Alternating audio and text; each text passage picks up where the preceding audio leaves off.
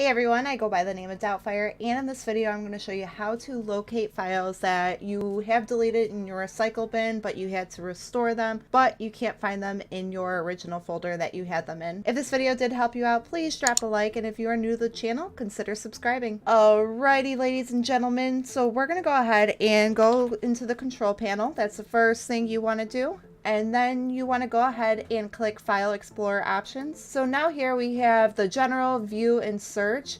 And you want to go under view, and you're going to see the file and folders under the advanced settings. And right here it says hidden files and folders. So it automatically has it set to don't show. You want to hit show. Go ahead and hit apply, and then your files will be back in the original spot. I did a double check just in case. You never know. But they are back in the spot, so yours should be too. Once again, drop a like if this helped, and we'll see you in the next one.